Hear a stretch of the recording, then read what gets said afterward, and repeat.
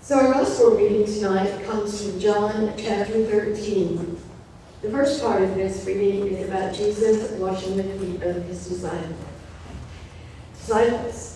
Before the festival of Passover, Jesus knew that his time had come to leave this world and go to the Father. Having loved his own who were in the world, he loved them fully. Jesus and his disciples were sharing the evening meal. The devil had already provoked Judas, Simon Iscariot's son, to betray Jesus. Jesus knew the Father had given everything into his hands, and that he had come from God and was returning to God. So he got up from the table and took off his robes. Picking up a linen towel, he tied it around his waist. Then he poured water into a wash basin and began to wash the disciples' feet, drying them with the towel he was wearing.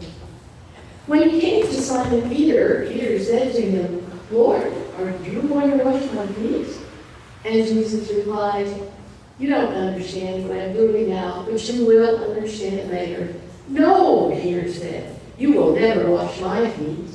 Jesus replied, "Unless I wash you, you won't have a place with me." Simon Peter said, "Lord, not only my feet, but also my hands and my head." Jesus responded, "Those who have bathed need only to have their feet washed, because they are completely clean. You disciples are clean, but not every one of you." He knew who would betray him, and that's why he said, "Not every one of you is clean." So after he washed the disciples' feet, he put on his robes and returned to his place at the table. He said to them, "Do you know what I've done for you? You call me teacher and Lord, and you speak correctly because I am.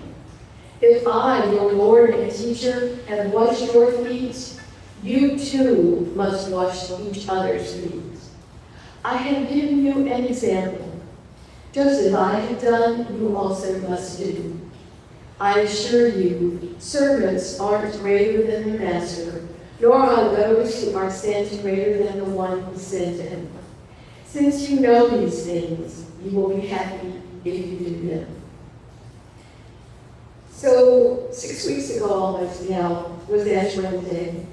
And on Ash Wednesday, I had a meditation called "The Possibilities in Dust." From dust you were formed, and to dust you shall return. We question what the possibilities God might have seen when God lifted up that very first handful of the dust, of the dirt that he had created, and fashioned it into an earth person, Adam. One human, then 2 humans, then 3, then 4, then 100, then 1,000, millions and millions of trillions, made from that one handful of dust. Imagine God seeing all those trillions of humans in that one handful. Imagine the possibilities God saw in each human from that one handful. I think God saw the possibilities of what a human species could do. After all, we are created just a little lower than the angels. But humans have messed things up for quite some time. We haven't achieved all the possibilities that God saw when God created us. The same was true for the disciples, but that didn't stop Jesus from being a host and a servant at their one last meal together. Jesus was the host. On the night of dispersion, the betrayal, and the agony, he intentionally demonstrated his love for his companions. In that group of disciples and disappointments, Jesus served them all. He offered bread and wine as symbols and signs of sacrificial solidarity with his disciples and with humanity. And he washed their feet. He humbled himself before the ones that he had called, mentored, and raised. His holy love in human form poured water into a basin and washed and wiped their feet. Just like this. Water from some well, deep, deep, deep in the earth, near where we were. As we gather tonight, we may recognize that our feet may be as dusty as those of the early followers, especially living here in Hawaii, where we so often wear flip-flops or go barefoot.